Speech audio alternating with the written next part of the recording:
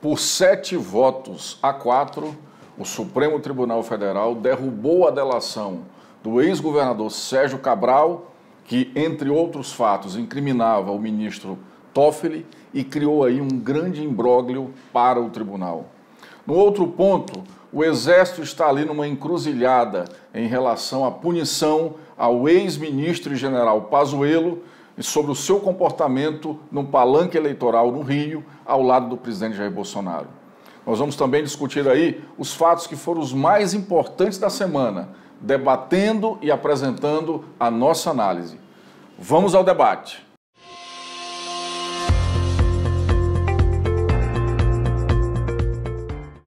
O Supremo Tribunal Federal, o STF, decidiu anular a delação premiada feita pelo ex-governador do estado do Rio de Janeiro, Sérgio Cabral, à Polícia Federal. 7 dos 11 ministros votaram a favor da derrubada da delação. 4 ministros votaram contra. O mais interessante é que o ministro citado na delação, o ministro Dias Toffoli, participou da votação, criando ali um desconforto muito grande entre seus colegas da corte e aumentando o desgaste que o tribunal deve sofrer em relação dessa decisão. É importante a gente destacar que o STF está aí no olho do furacão em todos os movimentos da República Brasileira dos últimos 2 anos. Bastante criticado pela opinião pública e muitas vezes incompreendidos por sua decisão, na minha análise, dessa vez o STF não agiu corretamente.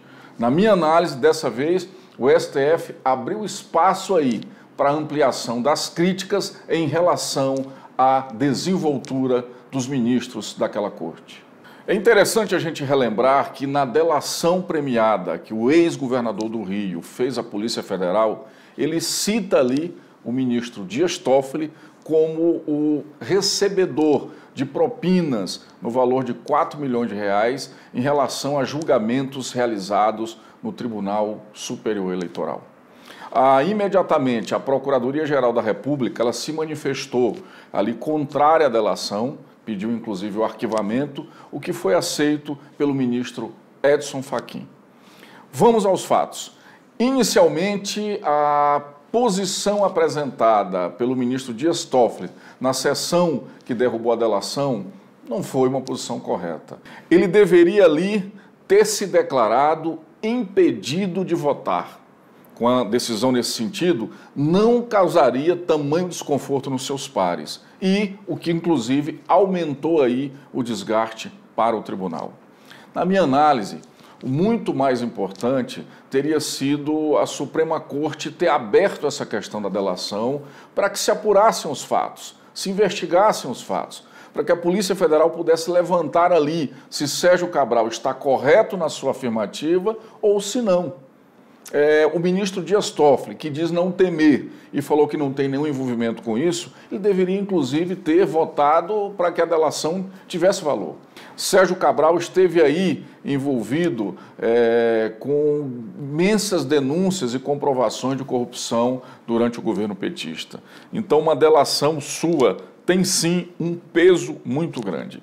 Derrubar essa delação sem muitas justificativas deixa o STF numa posição muito incômoda perante a opinião pública, perante a sociedade. É importante a gente afirmar que numa república não existe nenhuma pessoa que não possa ser investigado. O mais importante numa república é o desinfetante perante a luz do sol, para que os fatos apareçam, para que os fatos sejam comprovados ou não. E era esse o exemplo que a Suprema Corte deveria ter dado ao país nesse momento tão complexo da vida nacional. Nesse momento em que o país, a sociedade questiona várias das decisões proferidas ali no plenário do Supremo Tribunal Federal. Então, a nossa análise é de que o Supremo deu um tiro no pé. E um tiro no pé que pode lhe custar muito caro perante a sociedade no momento em que o tribunal não está bem aos olhos do povo brasileiro. Por outro lado, é importante a gente também destacar que o Supremo tem agido corretamente em várias decisões e que a Suprema Corte ela não deve estar preocupada com a opinião pública. Quando eu faço essa análise, eu lembro o seguinte: não é a preocupação com a opinião pública, mas a preocupação em dar um bom exemplo. E nesse caso, especificadamente nesse caso, a Suprema Corte ela não deu um bom exemplo. Na verdade, ela colocou a toalha ali sobre a situação, né? Ela colocou panos quentes sobre a situação e impediu ali que se chegasse a uma conclusão, a uma investigação, se Cabral estava correto ou não na sua afirmativa em relação ao ministro Dias Toffoli. Juridicamente, é importante a gente analisar como foi construída ali a decisão do STF. Existe um conceito, existe ali uma definição de que o chefe da organização criminosa, ele não pode ser o delator, né? O delator tem que vir das esferas mais baixas para que possa se chegar ao chefe. E no entendimento ali, na construção dessa tese, a hipótese, né, levantada é de que Sérgio Cabral era o líder ali da organização criminosa. E nesse fato, ele não poderia ser o delator. Se olharmos nesse aspecto, há sim evidências e assim como a gente entender. Mas, no meu ponto de vista, esse era o momento da Suprema Corte dar um exemplo para o país. Se Toffoli nada teme, se Toffoli nada deve, a investigação teria que ocorrer, a delação teria que estar aberta, né? Esse é o nosso ponto de vista. Também não soou bem ali a decisão do tribunal de abrir procedimento investigativo, inclusive por abuso de autoridade, contra o delegado que aceitou e que vinha trabalhando na delação de Sérgio Cabral. Isso parece ali uma revanche contra um trabalho que foi muito bem feito por um representante da Polícia Federal. Então, no meu ponto de vista, a Suprema Corte acabou escorregando nesse episódio. E num momento muito delicado da vida nacional, no momento em que a Suprema Corte precisava dar uma resposta à altura a esses procedimentos que estão ocorrendo ali. No próximo bloco, nós vamos discutir ali a encruzilhada em que se encontra o Exército em relação dos movimentos do general Pazuello. Nós vamos também discutir ali a reação dos governadores à convocação para prestarem depoimentos na CPI do Covid-19 no Senado.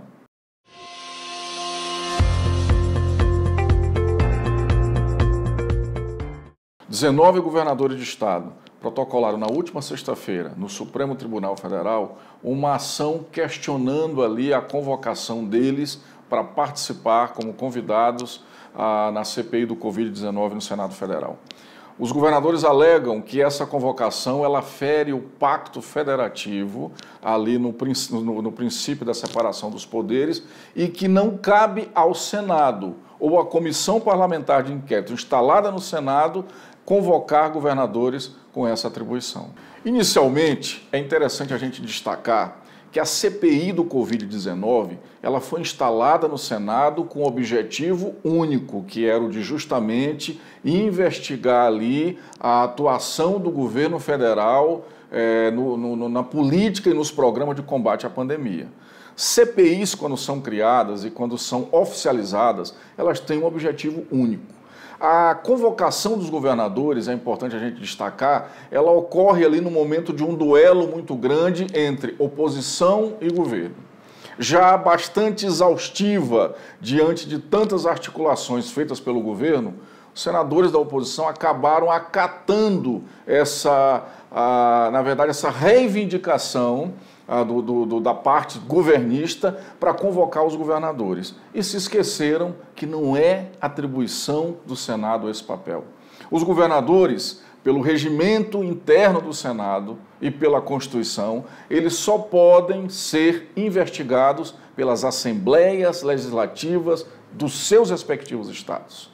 As assembleias é que são responsáveis por investigações contra desmandos e delitos dos governadores. Ou seja, a convocação dos governadores ela é ilegal. No meu ponto de vista, os senadores de oposição já sabiam dessa ilegalidade. Renan Calheiros é, inclusive, um senador que conhece a fundo tanto a Constituição quanto o regimento interno do Senado. Ali na nossa análise, ele acabou aceitando essa situação para, inclusive, trazer essa mesma resposta de que a convocação é um ato ilegal. Nem o regimento interno e nem a Constituição permite aí uma situação dessas. Os governadores, portanto, estão certos ali em ter impetrado a ação, inclusive condenando essa convocação. A peça está muito bem construída, no meu ponto de vista. As alegações apresentadas ali pela defesa são alegações muito bem fundamentadas e, no meu ponto de vista, a Suprema Corte deve sim acatar o pedido dos governadores e eles não participarão ali como depoentes, né, na comissão parlamentar de inquérito que investiga as políticas executadas no Covid ali pelo Senado Federal. Até porque o objeto da CPI ele é bem específico e não pode de maneira nenhuma ultrapassar os limites ali do que está ali no conteúdo, na aprovação da instalação da CPI. As CPIs trabalham com fato certo e determinado. E o assunto mais debatido da semana na seara da política foi a participação do general e ex-ministro da Saúde, Eduardo Pazuello, no movimento político ali no último domingo na cidade do Rio de Janeiro, ao lado do presidente Jair Bolsonaro. Pazuello não só subiu no palanque ao lado do presidente, mas também discursou. Toda essa movimentação colocou em xeque ali a disciplina do Exército.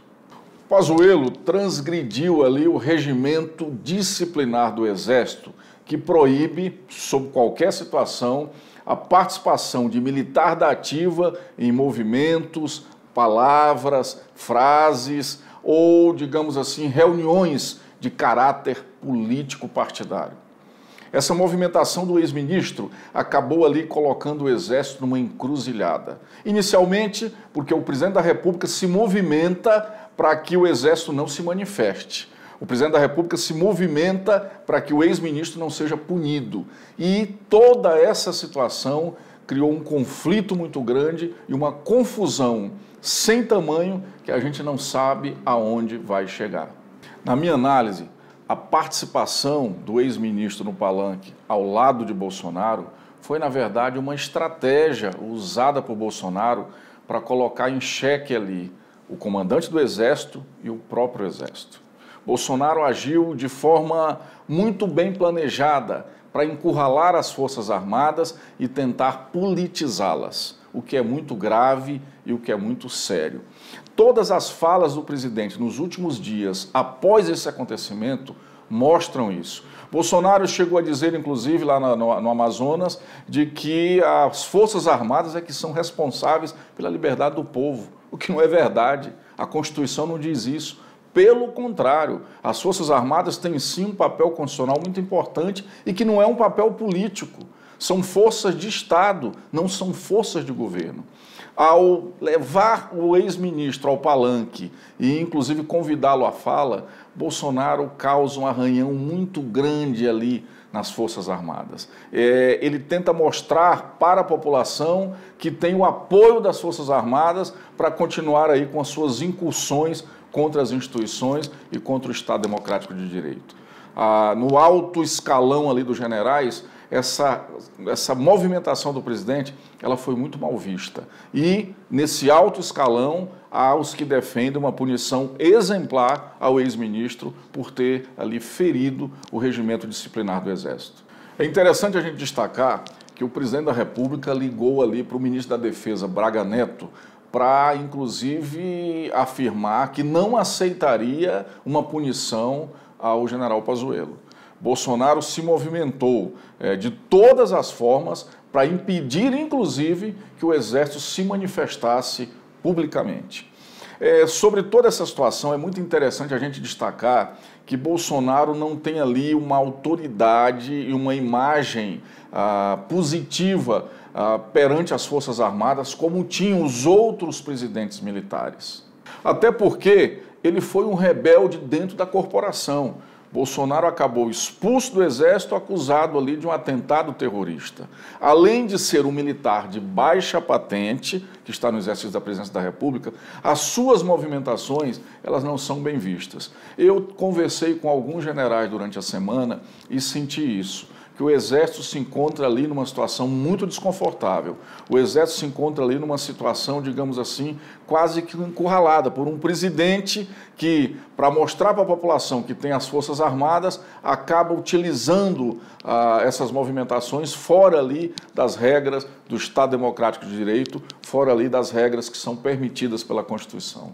Como vai se posicionar o Exército, nós vamos saber aí durante a semana. E esse posicionamento, inclusive, é que deve aí, digamos assim, trazer uma tranquilidade para esse fato.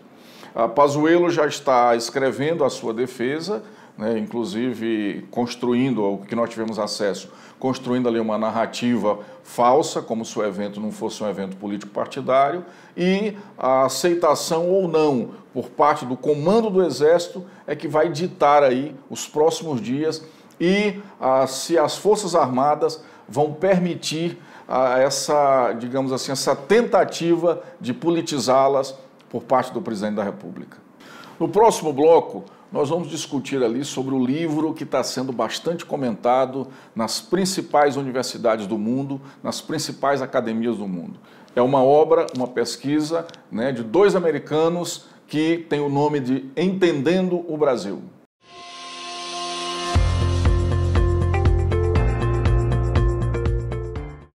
E um assunto bem debatido aí nas principais academias de ciências sociais e nas universidades do mundo foi o lançamento do livro Entendendo o Brasil, que foi feito por dois pesquisadores e professores americanos, que é o professor Ken Germany, que ele vem a ser professor ali do Instituto Brasil do King's College em Londres, e do professor Anthony Pereira, que vem a ser o diretor do Instituto Brasil.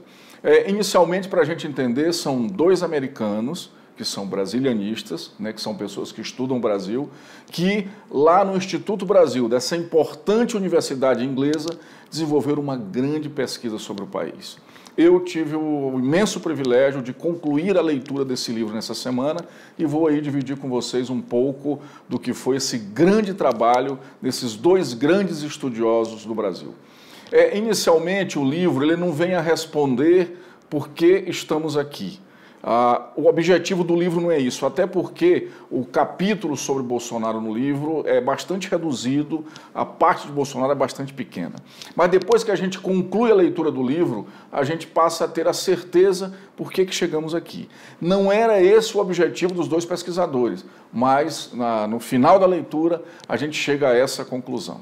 O interessante do livro é o seguinte: eles comprovam ali, através de uma pesquisa muito densa e muito bem formatada, que numa parcela da população brasileira, mesmo antes da ditadura militar, essa parcela sempre cultivou sentimentos antidemocráticos. Sentimentos ali contrários à democracia. É uma parcela que sempre defendeu ali, digamos assim, movimentos autocráticos, a ditadura, a comandos severos do Brasil. Essa parcela, ela entende que somente através de uma gestão nesse sentido, o país teria rumo. O mais interessante nessa obra também é que os dois pesquisadores eles mostram que durante muitos anos, pós a ditadura, essa parcela permaneceu silenciosa e ela volta a se movimentar ali em 2018, no momento que o país viveu ali uma crise política sem precedentes. Na compreensão do livro, eu entendi que é essa parcela que se movimenta a favor ali do fechamento das instituições, é essa parcela que não tem uma compreensão do que é o poder legislativo, é essa parcela que não consegue entender as regras dos freios e contrapesos e é essa parcela que coloca a sua própria liberdade individual em risco ao defender um regime autocrático para o Brasil. O que ocasionou isso? Porque temos essa parcela da população que se movimenta assim.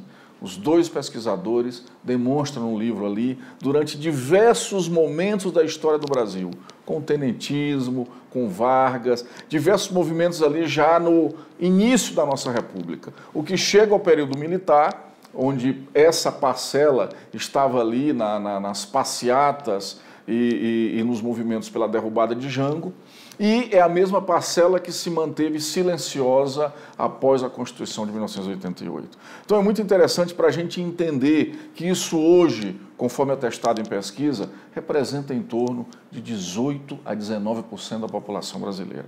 E é uma população que hoje tem ruído, e é uma população hoje que, apesar de não ser majoritária, parece ser majoritária.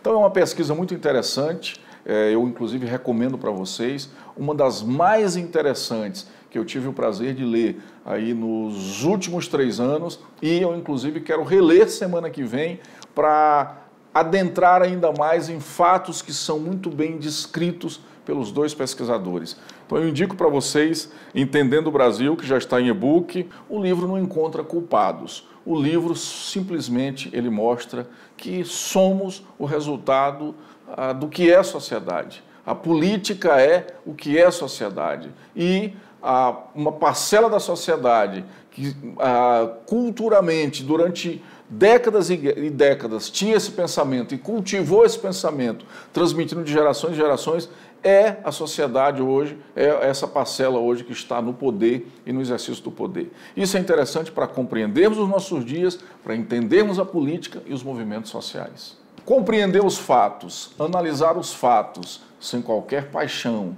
sem qualquer conotação, é o nosso objetivo. Por diversas vezes, somos incompreendidos ali por grupos que acham que somos A ou B.